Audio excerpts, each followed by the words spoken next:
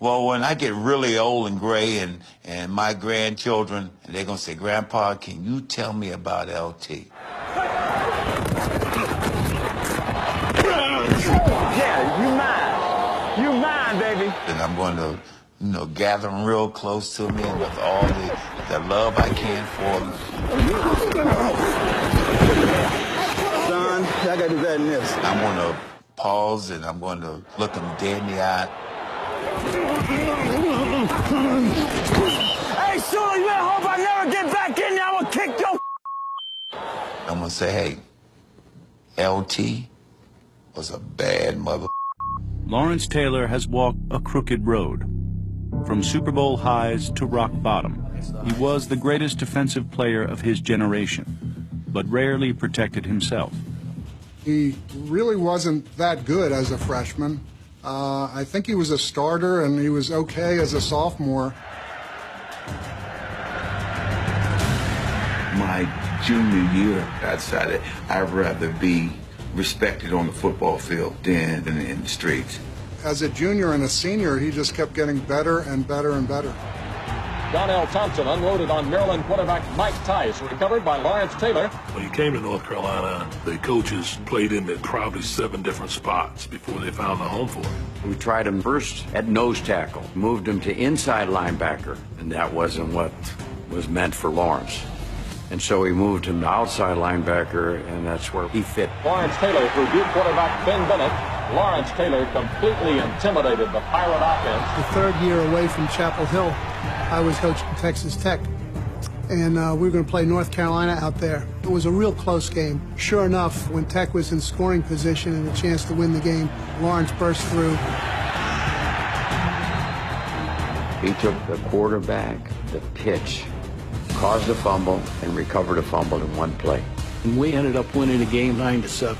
There's no question he had a lot of talent. In fact, I think the good Lord threw away the mold when he made him. Lawrence Taylor completed one of the year's memorable plays. Having worked with Bill Parcells, Bill did call and just said, tell me about this guy. I think I recall saying to him, Bill, this will be short. He's everything you want. You know, I wasn't exactly in charge of making the picks, but they were all very hopeful that he would not be picked on the first pick of the draft. New Orleans Saints take as the first player, running back George Rogers of South Carolina. When George Rogers was named the first pick, I got up and went to the refrigerator to get a beer. By the time I got back, I had already been, so I never even saw it. The New York Giants selection, Lawrence Taylor, linebacker, North Carolina. When I first got to the Giants, I was on the third team. I only lasted about 10 minutes, and then I moved to the second team. Then before I knew it, I was on the first team. Yeah, this is all in the first half hour. But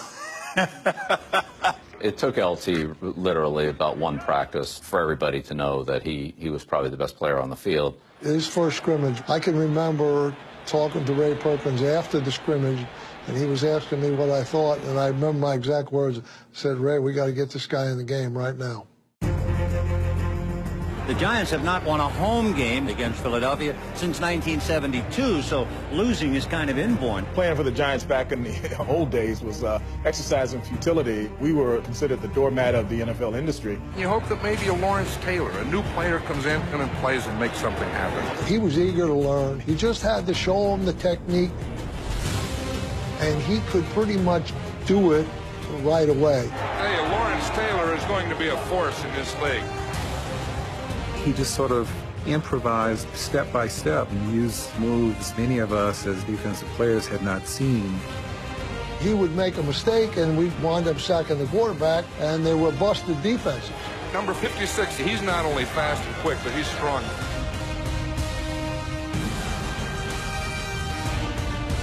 And that was my answer to everything. If you don't know what you're doing, just rush the quarterback. Hell, see what happens. Lawrence Taylor on the blitz. He does it well. I was very fortunate because I had Bill Parcells, the defense coordinator. I had a smart guy behind me, Harry Carson. They could see the talent. It was raw, but they could see the talent. We saw the talent that he was, but we also saw the person that he was.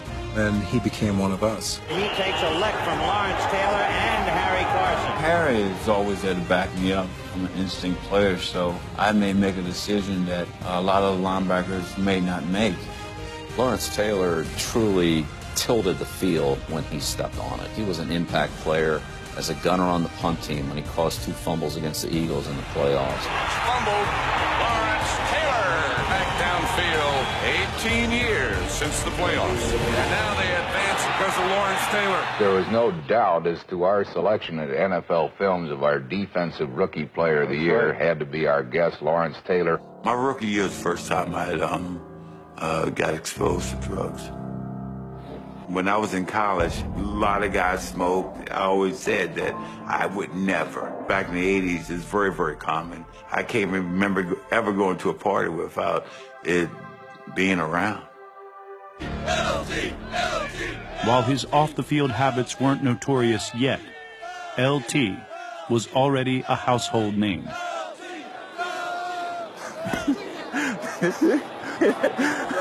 That's when football means a little too much to them when they say Lawrence Taylor's God.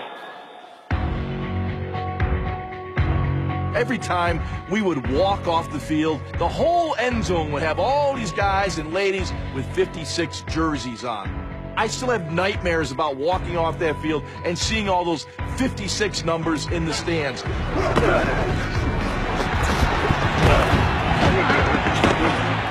the strength how you handle that quarterback. I'm going to give you the guys who you sacked the most. Ron Jaworski, number 1. No. Yes, he is.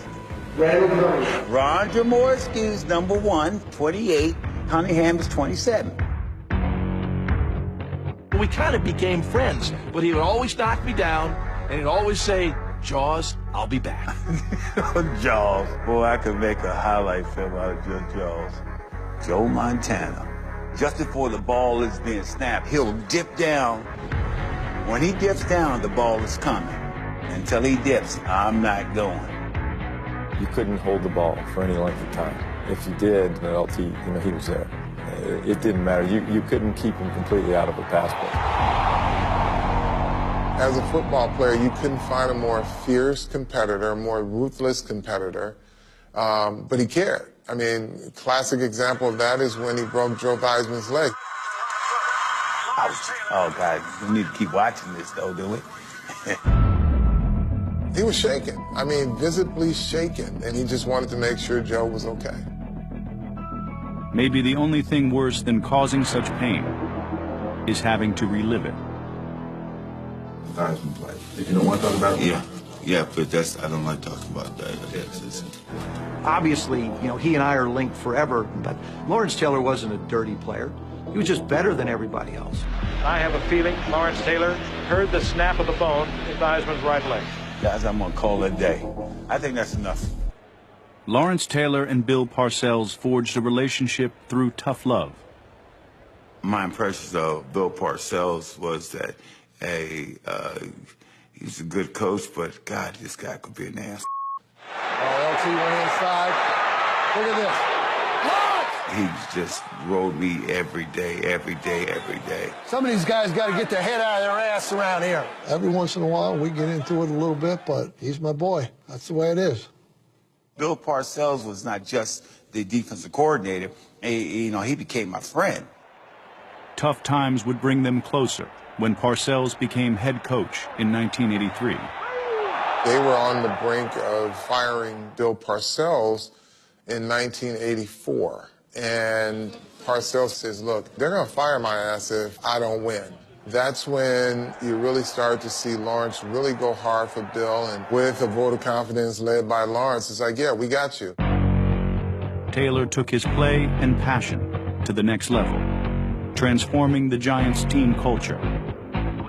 A rising tide raises all boats. That was Lawrence. He was a phenomenal teammate. Intercepted. George Martin. He's in. Man, I used to jump on guys when they make a play. Taylor doggone near put him out of the game by tackling. Whop, there it is. Lawrence had that huge personality that just took our talent to a higher level. Hey, baby, let's go out there like a bunch of crazy dogs and have some fun. Come on, baby. Come on, Beggs, he's outside. If you were screwing up, he would get to you before Bill Parcells would. And that's the one thing a lot of people don't know. Come on, on, Carl, thanks, baby, thanks. You know, if you can meet his approval, if he can tell you, good job, homeboy, you kind of know that you were starting to get it. Homeboy, we can whip these dogs all day. Hey, come on, baby, you can't pussyfoot up in there, you gotta run it! You gotta run it! He was so respected for his competitiveness and toughness. I mean, all those they weren't good, they were rare. Way to go, Cawthorn! That's my boy! He wasn't about to settle for mediocrity from himself, and he certainly wasn't going to let any of us be slackers as well. So we rose to the level where we became a dominant force, and I think entirely because of Lawrence. Taylor got the Giants back to the playoffs in 1984. And in 1985, the team hosted its first playoff game in 23 years, which they won, cementing Parcells as head coach. I'm indebted to him in a lot of ways, along with many other guys, because they're the ones that really got me over the hump as a coach. Bill Parcells will always be my guy. You know, no matter, you know, what happens, number one on my list is always going to be Bill Parcells. In the spring of 1986, it was Taylor's turn to face tough times. Trouble found Lawrence Taylor. He admitted publicly that he had a drug problem. That's all he would say until now. With his wife at his side, he explained he wanted his actions to speak louder than words. Rehab at that time was a joke.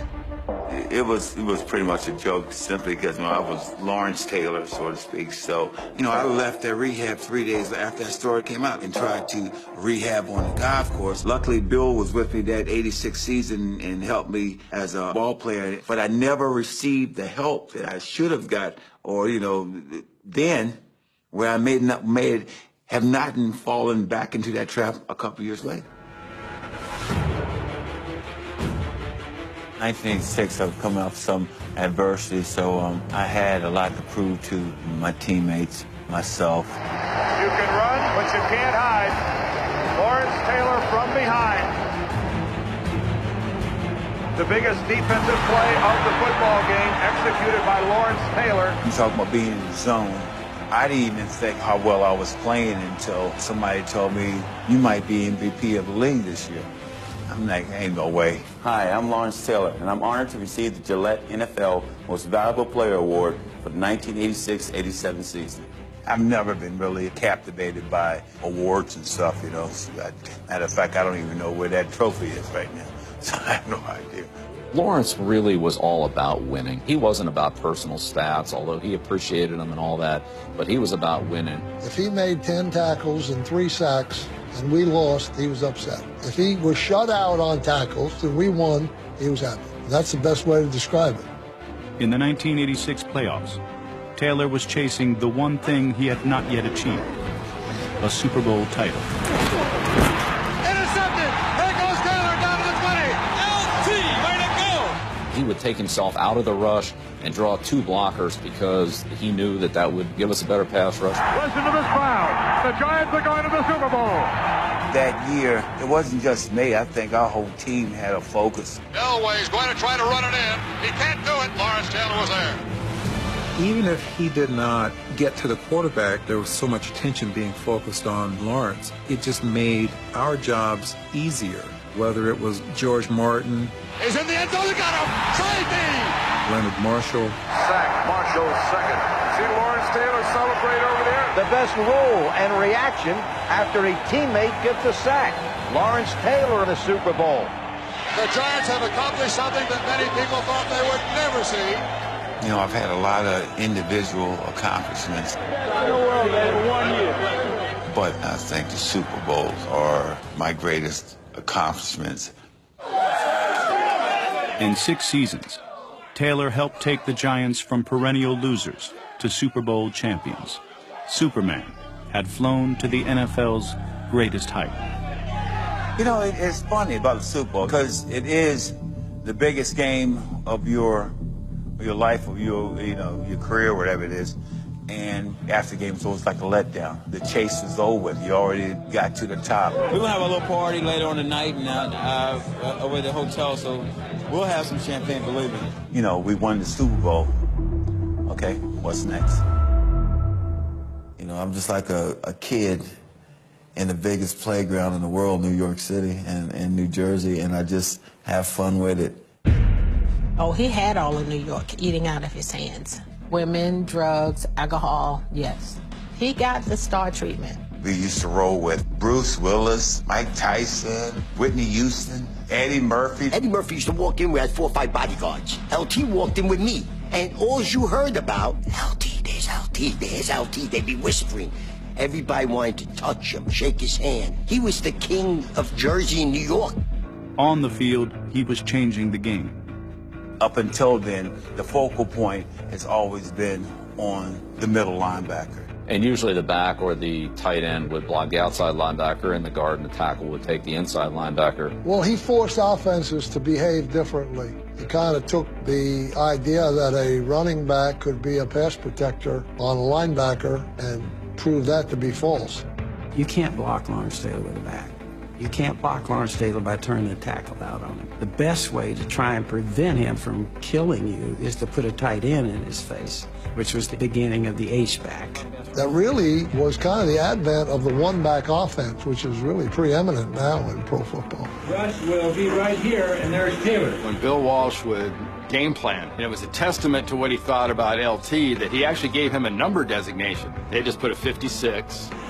There's Taylor. The way he changed the game is kind of like asking who some of these great Hall of Fame coaches and how they changed the game. And we will most likely get Taylor over here. We had to have a special game plan just for Lawrence Taylor. But what they didn't realize is they had a guy who kind of had a photogenic memory. If he saw it once, he already knew the next thing that they were going to do and just beat the whole protection scheme. If he had chosen to be a coach after his career was over, he would have been a hell of a coach.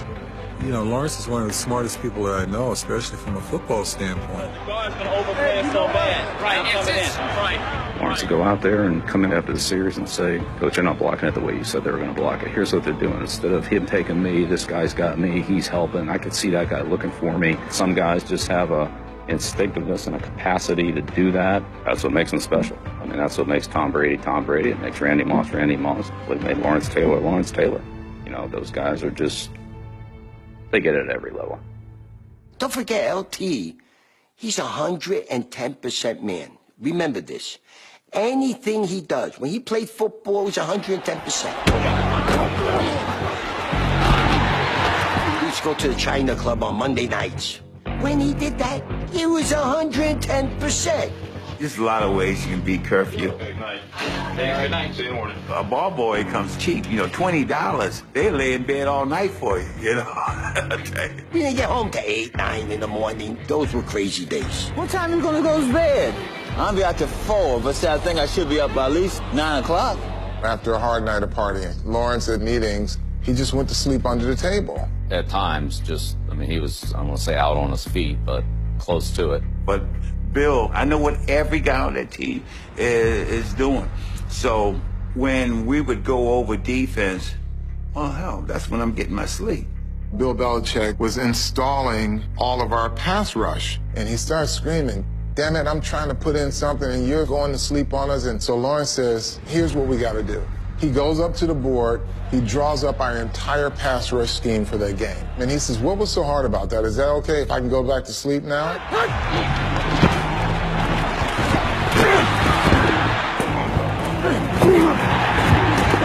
But when he walked into that locker room, he had no excuses. He would never say, I'm hungover. Hey, Brad. Whatever condition he was in, he'd ask for a can of Skull and be on his way.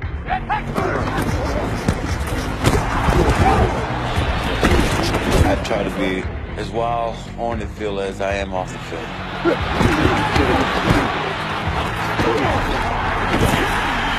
In 1988, Taylor's wild side caught up to him. Last Monday came the stunning news. Lawrence Taylor had failed an NFL drug test and was suspended for a minimum of 30 days. A few weeks after returning from his suspension, Taylor gave one of his greatest performances.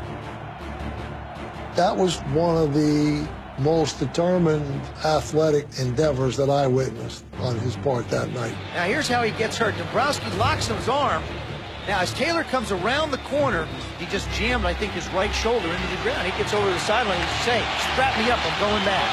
Yeah, if you get strapped up like this, you really have to want to go back down. This is like a gladiator. Julius Caesar's applauding this man's effort. And I played in a lot of pain. I mean, I tell you, I just played off of just adrenaline, you know, just emotion. Play action. Taylor knocked it away. Giants football. Lawrence Taylor caused the fumble the second time. Holy cow. Tonight, Lawrence Taylor has got that throttle open at about 200%. This guy is relentless. He still managed to play and be a force in the game, just managed to overcome it until finally the game was over. This is the game. It's on the line right here. Ball is up, and it's going to be good. And I told him after the game, I said, that's the best I've ever seen you do. I think it's a signature game. I don't know if I would have done that for any other coach other than Bill Parcells. Soon, Taylor would learn what football was like without Bill Parcells. In '86, we by far had the best team on the planet that year. But going into that 1990 season, it was touch and go. We weren't as good as we thought we were.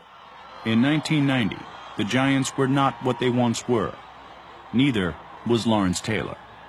I noticed that there were players who were well below what his skill level was that were blocking him. I said, you know, you used to be a great player, but now you're just a pass rush specialist.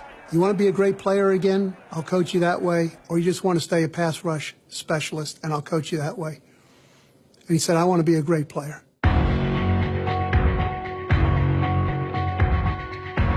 And so from that point on, he had 15 sacks for the year. He was dominant in the run game. Running away from Taylor. You can't run away from him.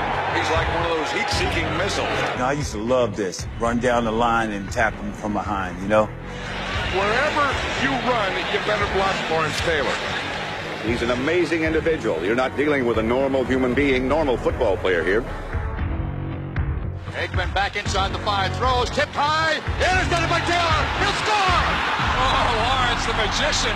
Taylor returned to his 1986 playing form, and while the Giants may not have been as talented in 1990, they pulled together. Phil Simms got hurt, and Jeff Hofstadter could get the job done. The defense played well. And that's what makes that year so special. We played better. We played great as a team. Lawrence Taylor comes up with a big play and knocks him for a 7-yard loss on a 3rd down. Great players make big plays in big games. Let's go. Here we come. Going back to Cowboy, you guys. No team has ever won 3 straight Super Bowls, and the Niners have their eyes set on that. The best thing about him was, if you showed him where the competition was, he would respond to it. Leonard Marshall and Lawrence Taylor. Once he gets the quarterback in his sights, he's going to get him. Lawrence had an inherent ability to raise his game to the highest level necessary for the situation he was in. Lawrence Taylor was the first guy there. He was trying to avoid him. In doing so, Marshall got him from behind. He was at his best at the most critical or crucial times. When there was a big play in the game, he had enough in his tank to give it to you then. And the clock continues to tick off those precious seconds. If ever you're going to make something happen, this is it. The 49ers by a point. Behind the line of scrimmage, and the Giants have the ball. Lawrence Taylor out of the pack with the ball. That's the play they needed. They needed something to get him out of this. Who else should be there to recover it but Lawrence? And who went down the field? Matt Barr kicked the field goal on the last play of the game. After a decade in the league, 10 straight Pro Bowls, and 3 Defensive Player of the Year awards, Lawrence Taylor, the man who cared more about wins than accolades, was on the field for the most important special teams plays of 1990. Here's the snap. Here's the kick. Plenty of distance. It is good. The New York Giants are going to the Super Bowl. 8 seconds. Well, the Giants know what it's like to live this from the other end. Well, it was rare that, yes, that he would be on special teams, but not rare that he would think that way. Nobody had a better chance to make a play than he did, whether it was get in the backfield and recover that fumble in San Francisco, try to block a kick at the end of the game. It was all about winning with Lawrence. Wide right. Giants